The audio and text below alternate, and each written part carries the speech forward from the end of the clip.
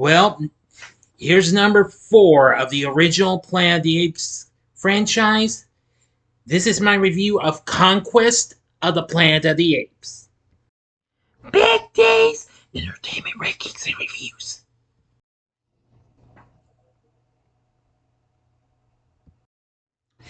So greetings, my fellow YouTubers, and welcome to Big D's Entertainment Rankings and Reviews. My name is Doyle, better known to as the Big D, and this time around I bring to you a review of the 1972 sci-fi flick Conquest of the Planet of the Apes, released by Fox, directed by J. Lee Thompson, and written by Paul Dinn, who recently wrote the scripts for the second and third films.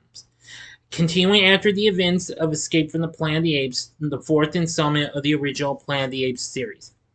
Starring Roddy McDowall along with Don Murray, Harry Rhodes, plus Ricardo Montalban and Natalie Trundy back from the previous film. In the film set in a world that has embraced ape slavery, Caesar, now played by McDowall, the son of the late Simeon Cornelius, whom he more recently played, and Zira, services of hiding out from the authorities and prepares for a rebellion against humanity. This didn't do that great like any other sequel did, and it got mixed reviews and what have you.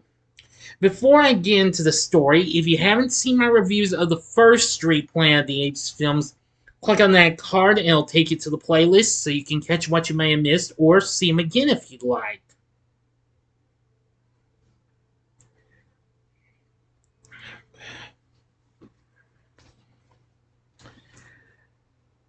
Okay, that should do it. Okay, on with the story. Following a North American pandemic from a space-borne disease that wiped out all dogs and cats in 1983, the government has become a series of shutsteful pattern police states that took apes as pets before establishing a culture based on ape slave labor. These events were foretold in 1973 as testimony by 2 chimpanzee scientists, Cornelius and Zira, before they were killed in the end of the last film. Widely believed to be dead, their baby was secretly raised by the circus owner Armando as a young horseback rider. In 1991, now fully grown and named Caesar, the ape is brought to one of the cities to distribute flyers for Armando's circus. During their trip, Armando advises Caesar not to speak in public for fear of his life. After seeing a gorilla being beaten and drugged, Caesar shouts out, "Lousy human bastards!" Armando diffuses the ensuing commotion by taking responsibility for the exclamation. He plans to turn himself into the authorities and bluff his way out while instructing Caesar to hide among the apes for safety.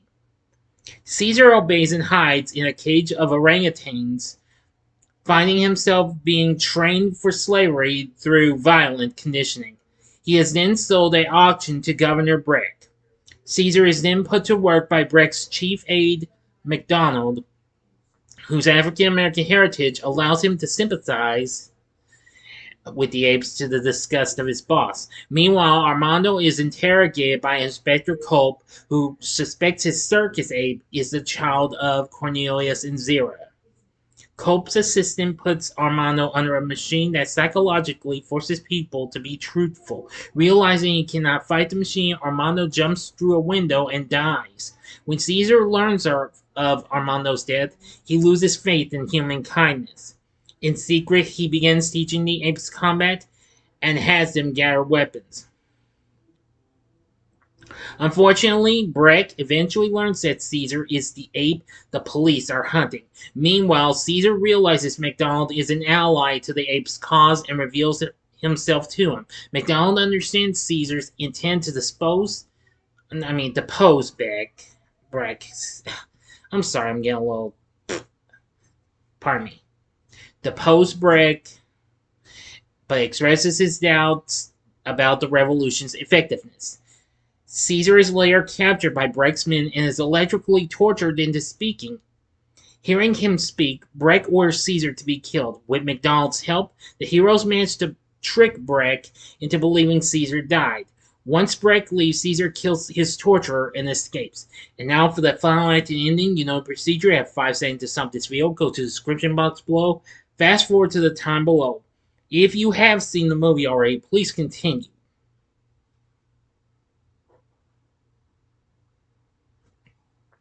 Okay, you've been warned. To build his numbers, Caesar takes over ape management. While setting the city on fire, Caesar and the rest of the apes proceed to the command center, killing most of the riot police that attempt to stop them in the process.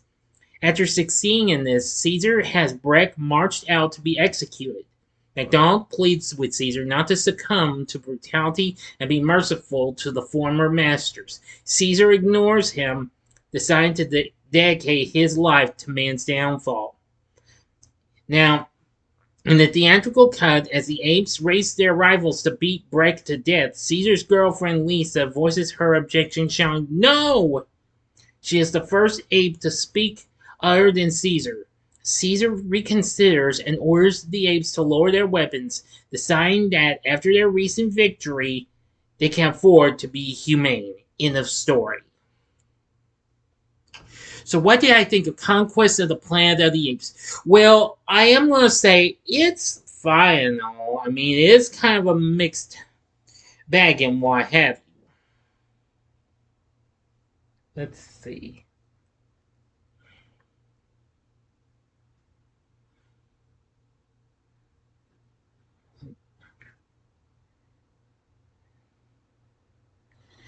Now, this is the only film of the only Apes film without a pre-title sequence. And the script and novelization describes a nighttime pre-title scene where police on night patrol shoot an escaping ape and discover that his body is covered with welts and bruises as evidence of severe abuse. Anyway, now this was kind of hard to explain, but there is a. Now, this film was kind of more darker and a little bit of a had a darker feel and what have you.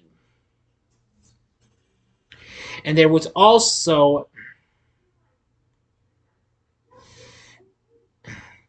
And what have you. Now, Roddy McDowall recorded a compliment to Caesar's final speech, which was portrayed through editing tricks. Caesar being mostly shown through close-ups of his eyes, the grills hitting Breck with the butt ends of rifles played backwards to imply they were acquiescing. I'm sorry if I mispronounced the word, to Caesar's directive of nonviolence and assured a lower rating for this. The film got released on Blu-ray, which adds an unrated version, restoring the original ending and many other graphic scenes when it was released. So anyway, yeah. Now the reviews were mixed and what have you. The New York Times said that J. Lee Thompson's direction furiously propels the action in a compact chromium and glass setting, and wait till you see the last battle royal. Variety said McDowall is extremely good as usual in Simeon character, and Thompson's staging keeps the pace very lively. I do agree with that. The Chicago Tribune said it's excellent in the first half hour, but found the concluding action sequences run on too long without any original slashing, maiming, or setting on fire. That's understandable, and the LA Times wrote that the film may be the best since the first one, calling it a self-contained allegory in which man's cruelty to beasts becomes symbolic of man's inhumanity to man. It is a simple but powerful premise, thoroughly developed with a good balance between dialogue and action by Den, and splendidly directed by Thompson. The film sets at 52% on Rotten Tomatoes and says it is as angry and relevant as any of its predecessors, but budget constraints and a stale script robbed this revolution of the scope it requires. Yeah, it did.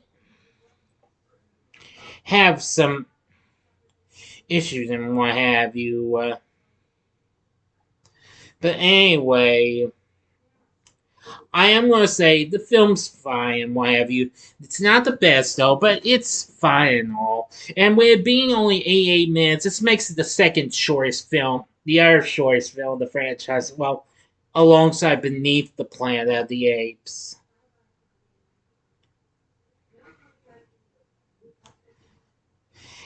Anyway, the film was released in June of 1972.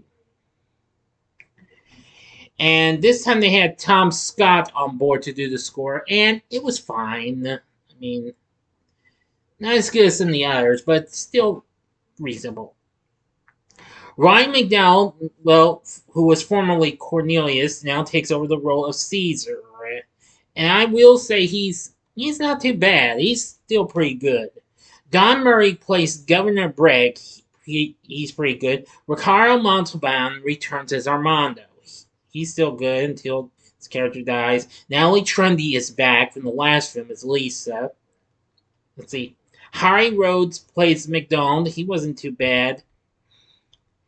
And, well, there's many others and what have you in the film. So, the cast is okay. Well, good to okay and what have you. In between that. But overall, Conquest of the Planet of the Apes, well, it's not the best of the franchise, but it does have a pretty good dark feel to it. But I would recommend you try and watch the more extended version, well, the unrated version, if you can ever find it. It's pretty tough to find, though. But overall, it's okay. But would I recommend the film? Well, I'd say my verdict is give it a one-time watch, only if you are a hardcore completionist. That's it, nothing else. A one-time watch. So, what did you think of Conquest of the Planet of the Apes? Let me know in the comments section below. If you liked the video, click the like button, subscribe, and be a part of the Big D Nation. And, of course, I also want to mention that the film went on to make $9 million overall in a worldwide total. But now I'll do it. Join me next time when I bring to you a review of the final installment of the franchise, Battle for the Planet of the Apes. So I do hope you all enjoyed this, and if you did, check out my reviews for these other films. In the upper left-hand corner is my review of the second Jurassic Park film, The Lost World Jurassic Park from 1997. The upper right-hand corner is my review of Jurassic World Fallen Kingdom from 2018. Or if you would like maybe a much better fourth film, you can go to the bottom left-hand corner and see my review of Mission Impossible Ghost Protocol from 2011. And the bottom right-hand corner is the button you can click to subscribe. If you like rankings and reviews on movies, TV, music, video games, etc., then I'm your guy. Thanks for watching. Until next time, I'm the Big D saying see ya.